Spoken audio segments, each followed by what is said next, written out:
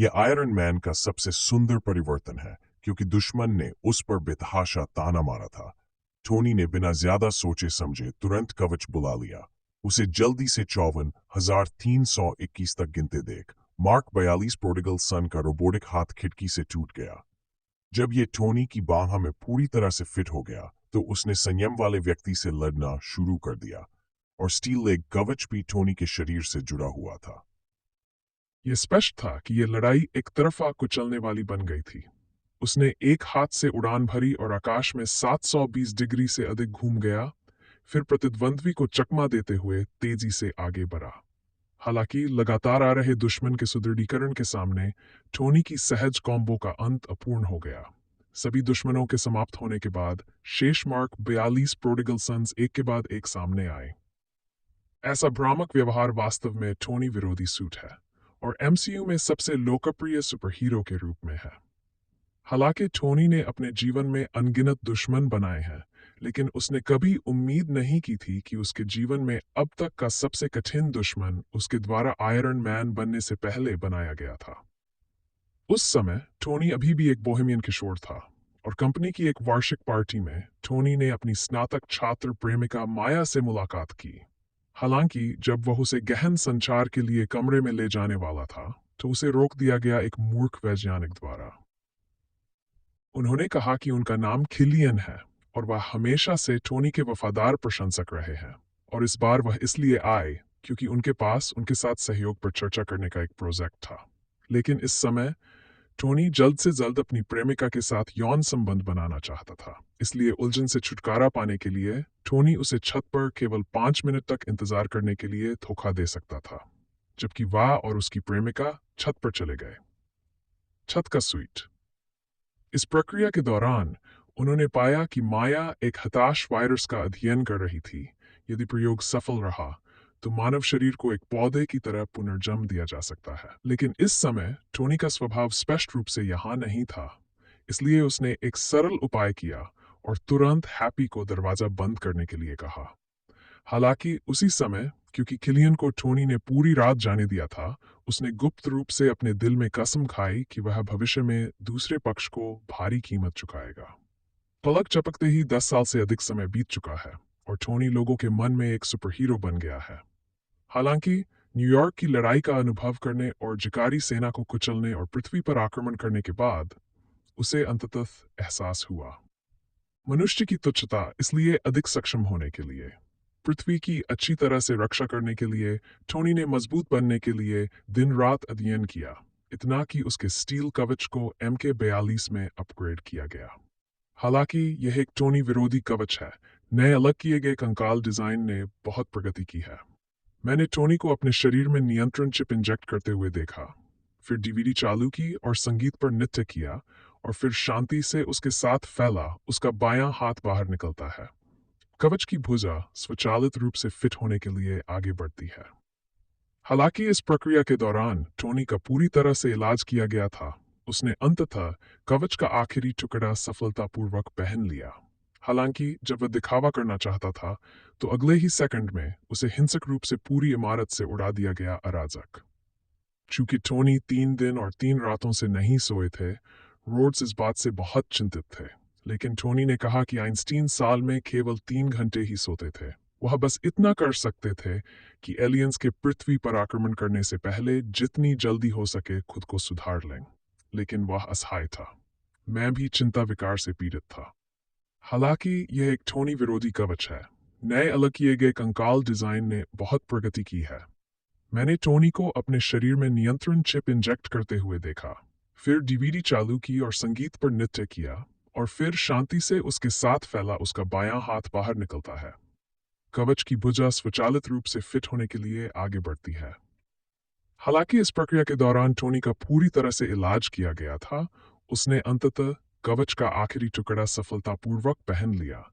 हालांकि जब वह दिखावा करना चाहता था, तो अगले ही सेकंड में उसे हिंसक रूप से पूरी इमारत से उड़ा दिया गया अराजक। चूंकि टोनी 3 दिन और 3 रातों से नहीं सोए थे, रोड्स इस बात से बहुत चिंतित थे। लेकिन टोनी ने कहा कि आइंस्टीन साल में केवल 3 घंटे ही सोते थे। वह बस इतना कर सकते थे कि एलियंस के पृथ्वी पर आक्रमण करने से पहले जितनी जल्दी हो सके खुद को सुधार लें। लेकिन वह असहाय था। मैं भी चिंता विकार से पीड़ित था।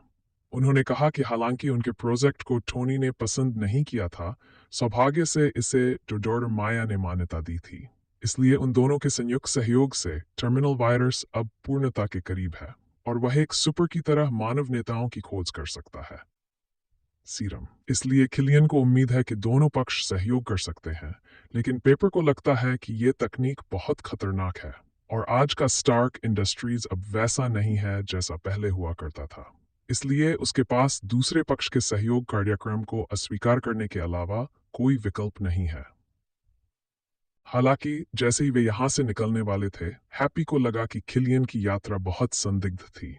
इसलिए जाने से पहले उसने दूसरे पक्ष की कार लाइसेंस प्लेट की एक तस्वीर ली और फिर सुरागों का पालन किया और किलियन के लोगों को कुछ पाया।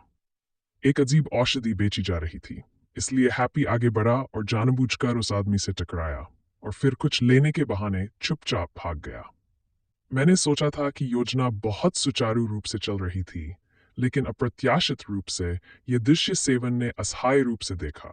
हैप्पी केवल प्रतिद्वंद्वी को ठीक कर सका, बल्कि उसकी नाक का टूटा हुआ पुल दिखाई देने वाली गति से ठीक हो गया नग्न आंख।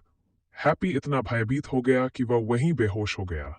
फिर उसने प्रतिद्वंद्वी को पकड़ लिया और जोर से उसके कंधे पर फेंक दिया। यह पता चला कि सेवर्न भी एक्सट्रीमिस वायरस का एक संयोजन है। उसी समय आदमी ने वायरस को अपने शरीर में खींच लिया और फिर उसका पूरा शरीर गर्म होने लगा। हालांकि उसने सेवर्न से मदद मांगी, ये भी स्पष्ट था देर। तो अगले दृश्य में विस्फोट ने उसके चारों ओर सब कुछ नष्ट कर दिया। जब धुआं धीरे धीरे ठंड गया तो हैप्पी को खून से लथपथ पाया गया। हालांकि अजीब बात यह है कि सेवर्न, जो गंभीर रूप से घायल था, धीरे धीरे खड़ा हो गया जैसे कि कुछ भी गलत नहीं हुआ था और उसके घाव नग्न आंखों को दिखाई देने वाली गति से ठीक हो रहे थे। उसके बाद हैप्पी को बचाव के लिए अस्पताल भेजा गया। हालांकि वह अपनी जान बचाने में कामयाब रहा, लेकिन यह स्पष्ट था कि इस बार चोट बहुत घातक थी। टोनी अपने खुद के व्यवसाय में हस्तक्षेप नहीं करना चाहता था, लेकिन अपने सबसे अच्छे दोस्त को देखते हुए खुश बिस्तर पर लेटा हुआ था। एक पल में नफरत ने उसे अंधा कर दिया। इसलिए अस्पताल के सभी मामलों की व्यवस्था करने के बाद टोनी गुस्से में अस्पताल से बाहर चला गया। उन्होंने वास्तव में मीडिया के सामने दूसरे पक्ष के साथ युद्ध की औपचारिक घोषणा की और अपने घर का पता भी बताया। उन्होंने कहा कि अगर वह एक आदमी है तो उन्हें छिपना नहीं चाहिए, और जब वह घर पहुंचे तो एक कार में चले गए, तुरंत घटना स्थल पर अनुकरण किया। हालांकि जो बात उसे आश्चर्यचकित कर गई वह ये थी कि इतने हिंसक विस्फोट के स्थान पर कोई मलबा नहीं था। इसलिए जब टोनी भ्रमित हो गया तो उसकी पूर्व प्रेमिका माया अचानक दरवाजे पर आ गई, लेकिन इससे पहले कि वह टोनी को जल्दी से वहां से जाने के लिए कह पाता, अचानक मिसाइलें भयंकर रूप से इस ओर आ गई। यह आयरन मैन का सबसे सुंदर परिवर्तन है, क्योंकि उस पर आतंकवादियों की मिसाइल से हमला किया गया था। अपनी प्रेमिका की सुरक्षा के लिए टोनी ने तुरंत पेपर को संलग्न करने के लिए कवच को नियंत्रित किया, जबकि उसने क्षति का विरोध करने और तब तक इंतजार करने का विकल्प चुना। जब वह और योद्धा पूरी तरह से मेल खाते थे तो वे दोनों उनके पीछे पत्थर की पटिया से टकरा गए। हालांकि इससे पहले कि टोनी संभल पाता, ऊपर की दीवार धीरे धीरे टूटने लगी। हालांकि पेपर महत्वपूर्ण क्षण में पहुंच गया, गिरती हुई विशाल लाश। लेकिन इस समय आतंकवादियों ने फिर से मिसाइलें दागीं। न केवल टोनी को बाहर फेंक दिया गया, बल्कि भागने का रास्ता अचानक ध्वस्त हो गया। इसलिए टोनी ने जल्दी से पेपर को उसे आगे भेजने के लिए कहा, जबकि वह आगे पीछे चलता रहा विस्फोट में। जब जार्विस को पता चला कि वे सफलतापूर्वक सुरक्षित क्षेत्र में आ गए हैं, तो टोनी ने अपने हाथ एक साथ रखे और एक पल में रिमोट समन को सक्रिय कर दिया और फिर एक दूसरे के साथ जुड़ गए।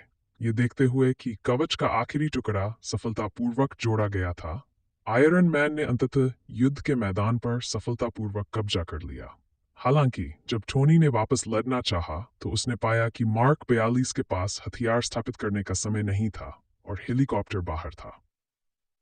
इस बार बेतहाशा शूटिंग करते हुए टोनी केवल हताशा में तेजी जारी रख सका और फिर पियानो हवा को उड़ाने के लिए पाम तोप को छोड़ दिया। इस तरह उसने पहले हेलीकॉप्टर को सफलतापूर्वक समाप्त कर दिया। लेकिन इस समय दुश्मन ने भी टोनी की स्थिति को बंद कर दिया। फिर उसने तेजी से आगे बढ़ना जारी रखा। उसने बेतहाशा गोलीबारी की और जब टोनी ने यह देखा तो उसे अपनी बांह पर मिसाइल निकालनी पड़ी और उसे जोर से फेंकना पड़ा। हालांकि उसने लक्ष्य पर सफलतापूर्वक हमला किया, लेकिन नियंत्रण से बाहर हेलीकॉप्टर इस दिशा में उड़ रहा था।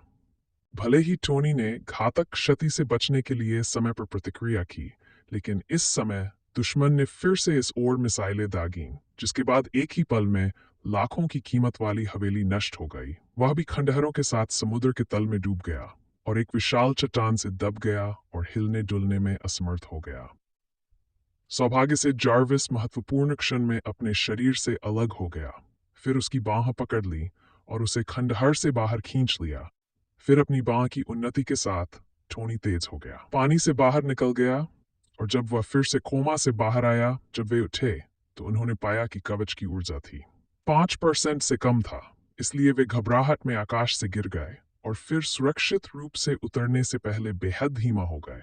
और ये टेनेसी का सुदूर राज्य था और टोनी को नहीं पता था कि जार्विस ने उसे ले जाने का आदेश दिया था, इस जगह पर जहां कोई गंदगी नहीं कर सकता। जब उसने चेहरे पर उदासी के साथ कवच खोला तो ठंडी हवा ने उसे तुरंत ठंड से कांप दिया। अब टोनी के पास खींचने के अलावा कोई विकल्प नहीं था। भारी बर्फ में वह आगे बढ़ा। फिर उसने सबसे पहले लिटिल पेपर को बताया कि वह सुरक्षित है और फिर माउताई को छीन लिया जहां सिक्के रखे गए थे। इस तरह टोनी अपनी यात्रा की गति से बीएनबी में घुस गया। जब वह अपनी बाना पर घाव से निपट रहा था, घर का मालिक हैरी घर लौट आया। सौभाग्य से उसने एक नजर में आयरन मैन की पहचान की और शिष्टाचार के रूप में टोनी को भी उसकी मदद करने का वादा किया। बिना किसी हिचकिचाहट के एक छोटा फ्लैश बम भेजा गया और फिर वे एक साथ स्थानीय आत्मघाती स्थल पर गए और पीड़िता की मां को पब में पाया। अपना इरादा व्यक्त करने के बाद महिला ने बिना किसी हिचकिचाहट के महत्वपूर्ण जानकारी सौंप दी। बहुत सहजता से एक गर्म लड़की अचानक सामने आई और उसने टोनी को हिरासत में ले लिया। उसने झूठ बोला कि वह एक शील्ड एजेंट थी, लेकिन स्थानीय पुलिस ने इसे देख लिया। इसलिए महिला ने पहले हमला करने का फैसला किया और उसने देखा कि उसने अपनी हथेलियों को गर्म किया और फिर मार डाला। उसके सामने पुलिस अधिकारी चाकू लेकर खड़ा था। जब टोनी ने टक्कर देखी तो वह तुरंत भाग गया। पब से बाहर निकलते ही वह अपने पुराने दोस्त सेवर्न के पास गया और उसके पास कांच तोड़ने के अलावा कोई विकल्प नहीं था। एक रेस्तरां में भाग गया, लेकिन इस समय पीले बालों वाली महिला ने भी उसका पीछा किया और प्रवेश द्वार को सील करने के लिए गैसोलीन जलाया। जब महिला ने अंदर जाने के लिए मजबूर किया तो टोनी ने गैस टैंक को बाहर निकाला और छिपाए गए बम को विस्फोट कर दिया। इस तरह महिला हाई वोल्टेज लाइन की चपेट में आ गई। लेकिन ठीक उससे पहले जब टोनी को लगा कि लड़ाई खत्म हो गई है तो दूरी में सेवर्न ने अचानक चढ़ाई मचान को पिघला दिया और पानी बाढ़ की तरह बह गया। टोनी कवच से दब गया और हिलने डुलने में असमर्थ हो गया। बाद में सेवर्न ने छोटे लड़के ली का अपहरण कर लिया और इसका इस्तेमाल टोनी को दस्तावेज सौंपने के लिए किया, अन्यथा वह दूसरे व्यक्ति का सिर पिघला देगा। लेकिन हैरी को ईर्ष्या नहीं हुई। हालांकि उनकी ओर से संकट अस्थायी रूप से हटा लिया गया था। उसी समय दुनिया भर के नेटवर्क सिस्टम पर हैकर्स द्वारा हमला किया गया था जो टोनी की तरह दिखता था और सरकार पर हमला किया और धमकी दी और फिर गोलीबारी की सार्वजनिक रूप से प्रदर्शन करने के लिए। इस कदम से राजा बो पूरी तरह से क्रोधित हो गए, इसलिए उन्होंने तुरंत रोड्स को जाने का आदेश दिया।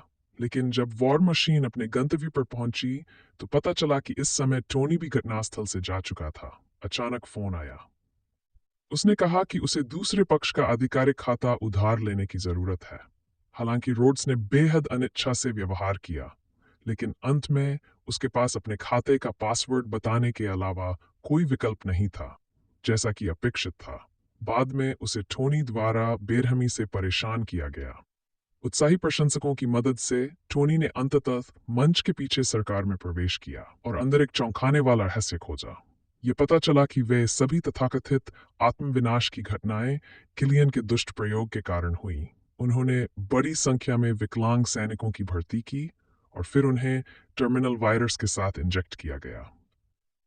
केवल सेल अनुकूलता वाले लोग ही सूप उपचार क्षमता प्राप्त कर सकते हैं, जबकि जो असफल होते हैं वे गर्म होते रहेंगे और अंततः एक चलते फिरते मानव परमाणु बम में बदल जाएंगे। टोनी का मानना था कि किलियन ने वायरस को मंदारिन को बेच दिया था, क्योंकि वे दोनों पूरी तरह से पागल थे। उसी समय युद्ध मशीन एक चुग्गी में आ गई, लेकिन वह लोगों से भरी हुई थी। रोड्स ने तुरंत अपना पहरा हटा लिया। हालांकि जब उन्होंने उत्साहपूर्वक भीड़ को हटाया तो उन पर हमला किया गया एक उत्परिवर्ती द्वारा, और अंततः उसके पूरे शरीर पर बुखार के साथ जमीन पर गिर गया। आयरन मैन आपको व्यक्तिगत अनुभव से बताता है कि वह किसी भी तरह से अपने कवच में छिपा हुआ शोगुनिट नहीं है। रोड्स की गिरफ्तारी के बारे में जानने के बाद टोनी ने तुरंत अपना कवच बदल लिया और स्थानीय हार्डवेयर स्टोर में गया, और फिर न केवल एक रिंच खरीदा और उर्वरक का एक बैग, और फिर दैनिक आवश्यकताओं से भरी 2 बड़ी गाड़ियां खरीदीं। हालांकि ये चीजें, जो नागरिकों की नजर में सामान्य थीं, हथियार जीनियस टोनी की नजर में घातक सहारा थीं। इसलिए उन्होंने जल्द ही उन्हें खरीद लिया। इसका परिवर्तन पूरा हो गया। टोनी अकेले मंदारिन की मांद में घुस गया। उसने पहले गार्ड को मारने के लिए एयर गन का इस्तेमाल किया और फिर जिज्ञासु लड़के को विस्फोट करने के लिए गेंद छोड़ी। हालांकि टोनी ने इस समय स्टील कवच नहीं पहना था, संदेह है कि वह अभी भी दर्शकों में सबसे खूबसूरत प्रतिभा है। उसके बाद लड़ाई पूरी तरह से एक भव्य थ्रो के साथ समाप्त हो गई। जब टोनी सावधानी से कमरे में चला गया तो उसे पता चला कि मंदारिन सिर्फ एक जोकर था और असली मास्टरमाइंड था दिशी कोई और था। बातचीत के दौरान सेवर्न अचानक आ गया और टोनी को जमीन पर गिरा दिया। जब वह फिर से उठा तो उसने